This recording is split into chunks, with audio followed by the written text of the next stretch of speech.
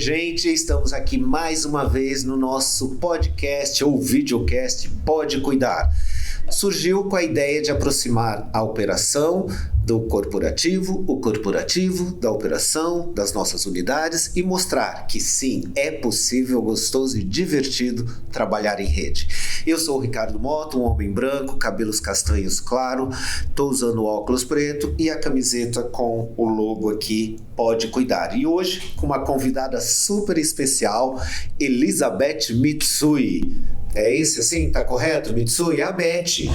Olha que eu vejo aqui, a Elizabeth Mitsui Pereira. Da onde saiu esse Mitsui aí? Eu sou neta de japoneses. Neta de japoneses. A minha mãe é filha de japoneses e me deu esse nome. Na verdade é um nome, não é um sobrenome. Sim. Diferente do que as pessoas... Ah, é nome? É nome. Eu jurei que então, era sobrenome. Composto, Entendi. Né? Então, Elizabeth Mitsui não é isso. Pereira. O seu sobrenome é Pereira. Pereira, isso é novidade pra mim. Não sei pra você, pra mim é novidade.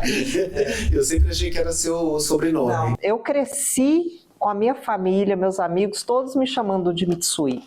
Eu me identifiquei como Elizabeth aos 21 anos, quando eu cheguei em São Paulo, que eu comecei a trabalhar e as pessoas começaram a me chamar de Elizabeth, Beth. Mas a minha relação com Mitsui é muito forte, porque a minha família me chama pelo meu segundo nome. Muito bem.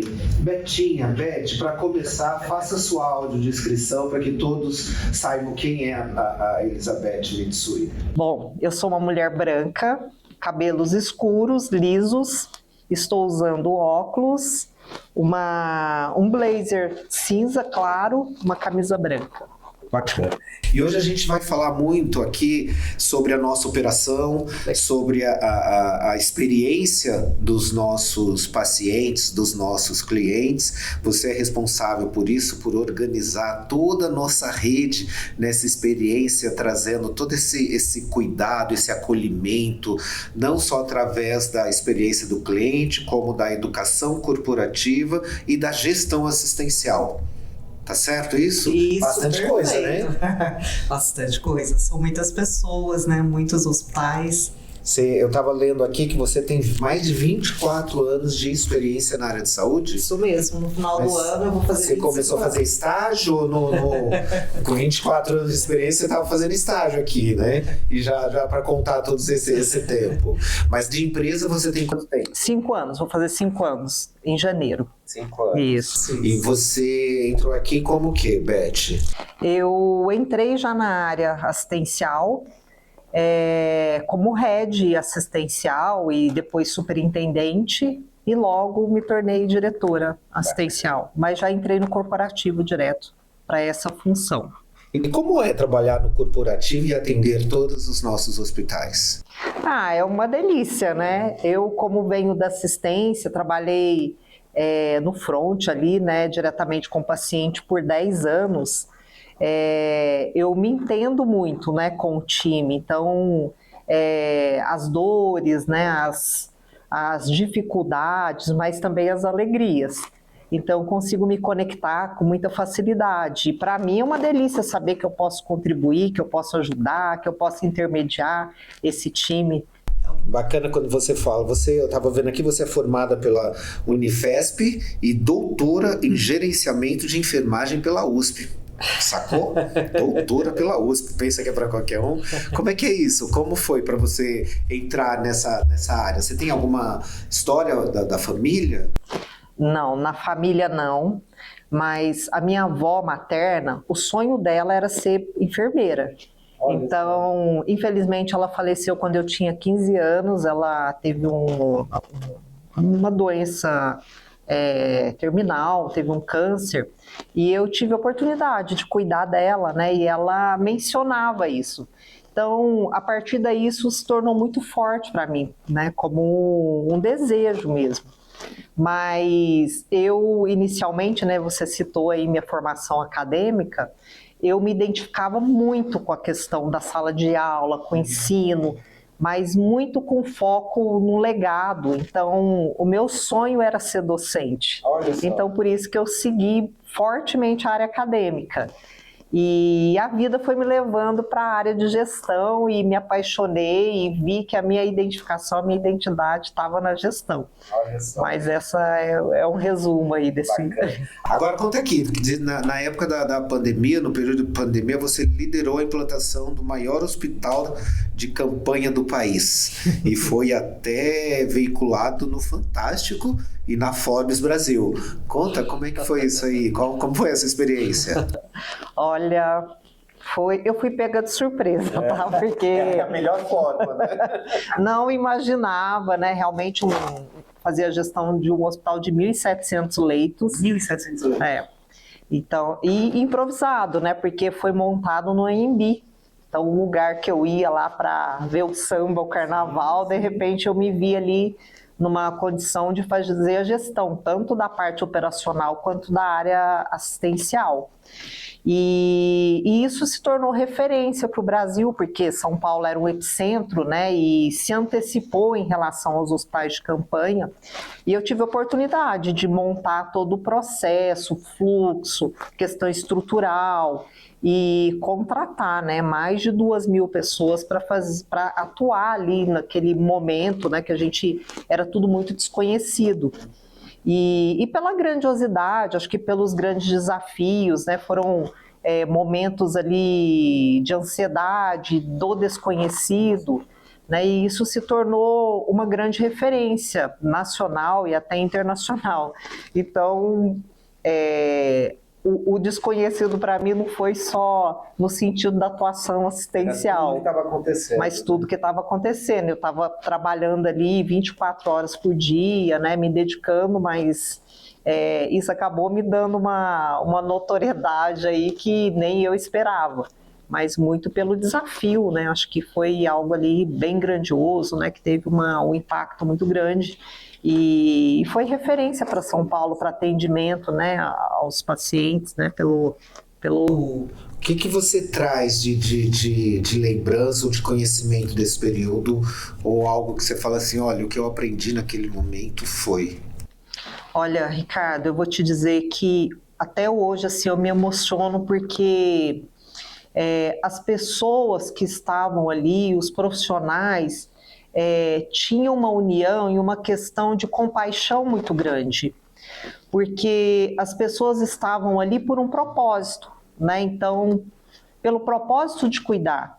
Até porque tinham muitas pessoas ali no nível de ansiedade muito grande, porque elas tinham que ficar afastadas das famílias. Das pessoas, no momento que você mais precisa, você se afastar de quem você ama é muito pesado. E o medo, né? Porque a gente não sabia o que ia acontecer, né? Você via pessoas ali em sofrimento, tanto psicológico, mas o sofrimento também pela angústia de não saber se sairia dali, né? Então as pessoas que elas tinham eram aqueles profissionais para se apoiarem. E eu via, assim, realmente um sentimento de compaixão e de dedicação daqueles profissionais muito grande. Então, por muitas vezes, né, a gente se conectou muito com aquelas pessoas e por muitas vezes a gente via, inclusive, colaboradores adoecendo. E isso me marcou muito, né, porque é um misto ali de cansaço, né, de mais que esse desejo de ajudar o próximo acaba superando, né, qualquer desafio, obstáculo, qualquer sentimento, qualquer dificuldade. Supera tudo, né? O desejo, a esperança. É tão bonito, né? Quando a gente tem esperança, a gente sempre se prende e fica ali com isso. Muito bacana. Ô Beth, conta pra gente, assim, de forma clara, acessível, para que todos entendam qual é o papel, né, de fazer essa operação integrada para todos os nossos hospitais da Rede América. Como que é? Qual é o seu maior desafio ou qual o objetivo da área, se a gente pode dizer assim? Olha, Ricardo, eu acho que o maior objetivo é a gente conseguir trazer, e eu acho que a gente tem feito isso muito bem, uma qualidade assistencial de excelência.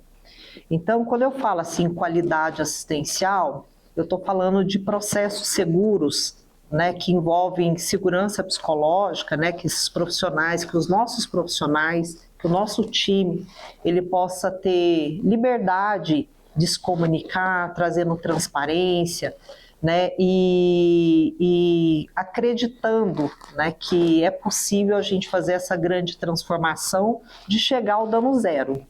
Mas a gente também tem que associar a questão da percepção do paciente. Então, qual a experiência que esse paciente tem? Não só do desfecho, né, que a gente fala dele sair bem, né, dele sair conforme a expectativa dele, mas também ele ser tratado de uma maneira próxima, uma maneira que ele se sinta acolhido e que ele se sinta informado também e conectado. Então, acho que os maiores desafios são esses, né? A gente conseguir conciliar isso e ainda pensando numa eficiência. Então, como a gente consegue chegar num nível de excelência que a gente evite desperdícios, por exemplo? Né? Você tem a qualidade do atendimento, você está falando, mas também o cuidado com o processo para que tudo funcione bem. Como que isso impacta o NPS ou a percepção do cliente? Sem dúvida é o maior impacto, porque quando a gente pensa em processos organizados, a gente está falando de processos fluidos, que o paciente consiga transitar em toda a sua jornada de uma maneira que ele tenha clareza e que seja tudo muito resolutivo e rápido. Porque a maior expectativa do paciente é justamente essa. Ele ter clareza do que está acontecendo, ele quer ser cuidado, isso, e que ele participe, né? O paciente no centro do cuidado, então que ele e a família dele consiga participar dessa jornada, tenha clareza e tenha fluidez nessa resolução. Então o processo ele é definitivo para a gente chegar nesse nível de excelência. E como é que é medido, né? Uma curiosidade, como é que é medido a experiência que se desdobra em atitudes, em processos? Como que a gente mede isso para saber esse é o caminho, estamos no caminho certo, existe uma padronização? Como é que é isso? Hoje, o indicador que a gente utiliza universalmente, que é um dos indicadores mais importantes, é o NPS.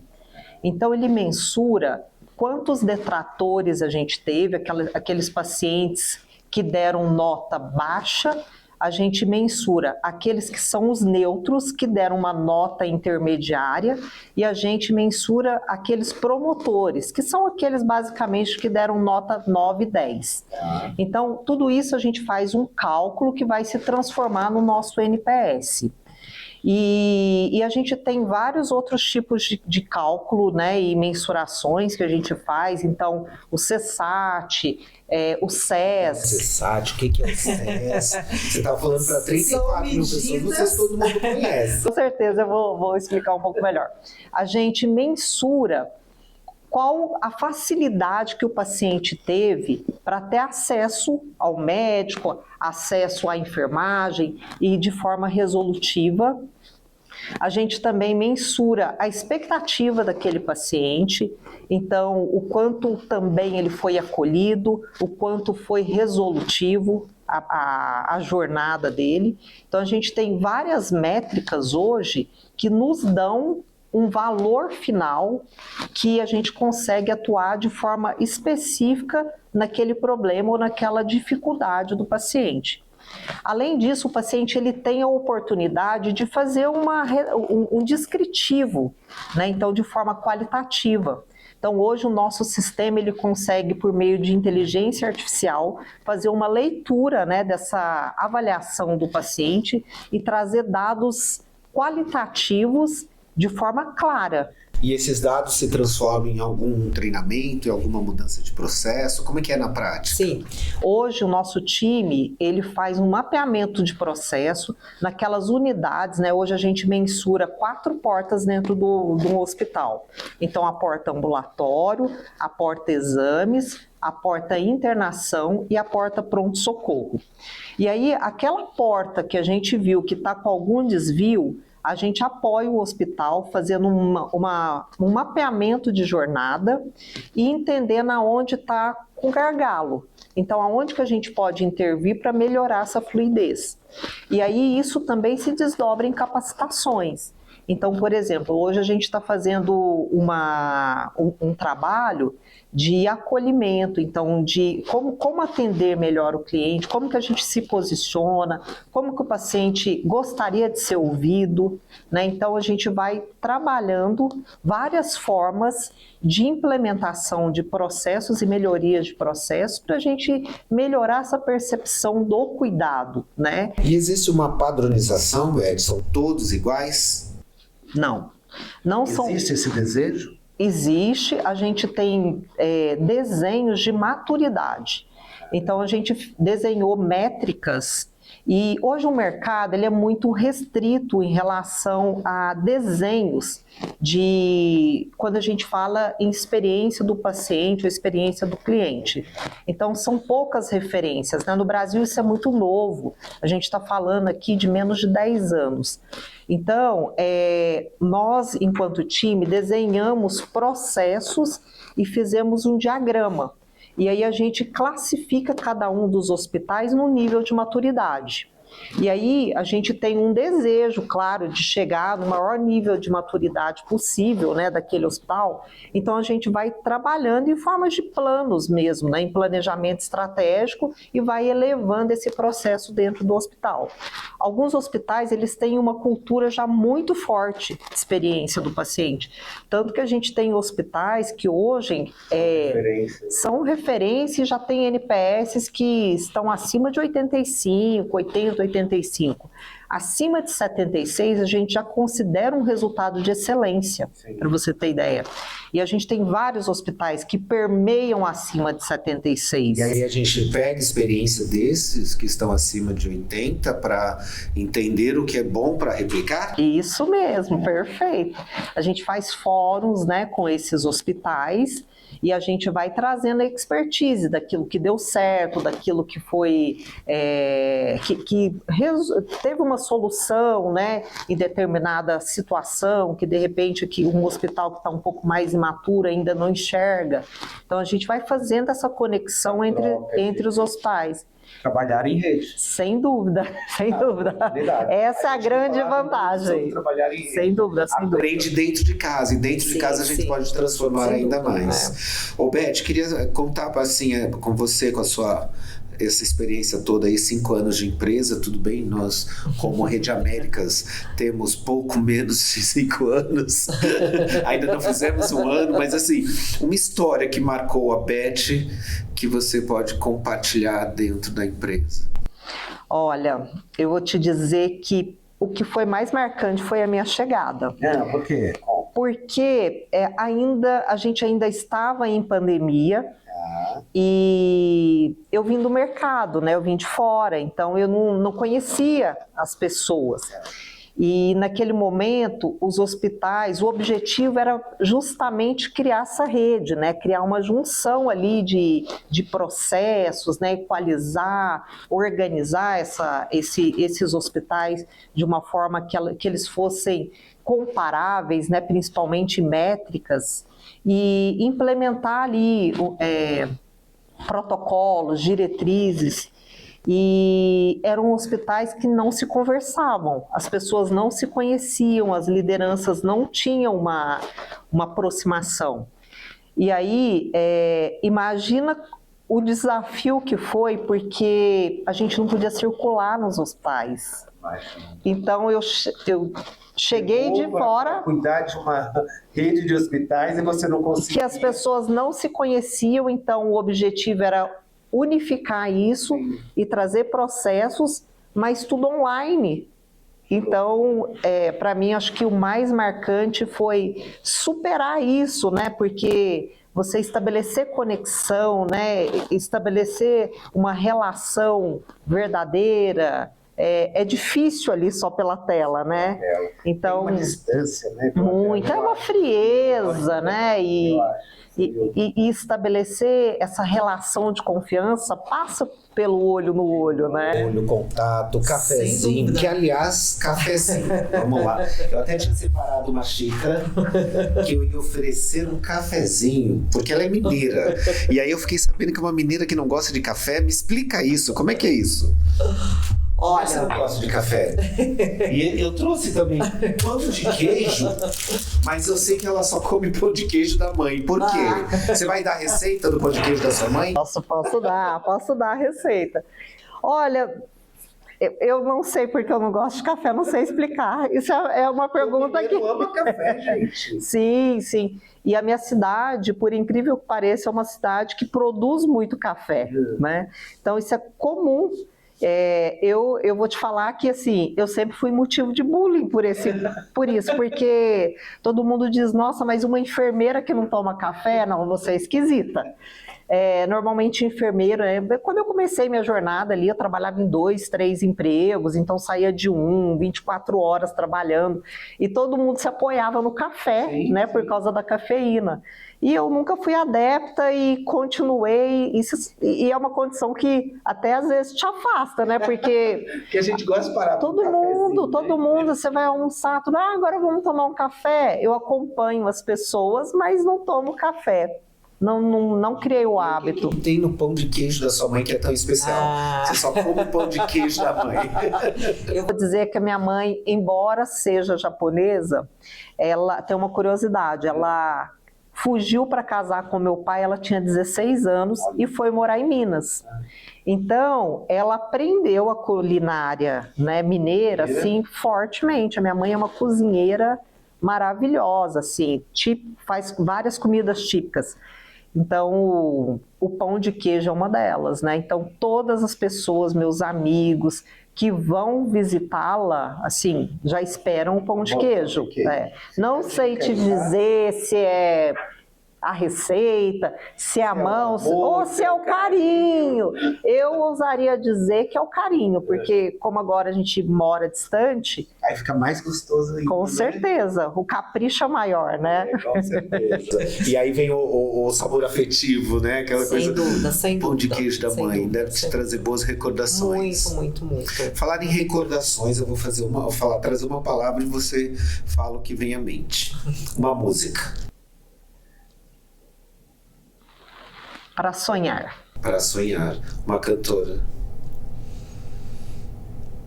Eu gosto muito da Isabela Taviani. Motivação. Sonho. Um esporte. Musculação. Uma escuta. Uma escuta. Minha filha. Acolhimento. Paciente. Minas Gerais. Amor. Um amor. Meus pais. Muito bacana. Beth, que delícia conhecer. O objetivo aqui é isso, a gente se conhecer. Falamos aqui um pouco da sua área, um pouco dos seus desafios, de quem é a Beth. Passamos um pouco pela família. Não falamos de Maria Bethânia, que eu sei que você é apaixonada por Maria Bethânia. Tô certo? Sou. Eu ia falar, mas eu falei, gente, ele vai me pegar nessa, porque ele sabe tanto. Não, eu ia me enrolar. Eu sabia. Falei, como eu saio disso? Mas a minha segunda cantora é a Isabela. Muito bem. Quero te agradecer demais esse bate-papo.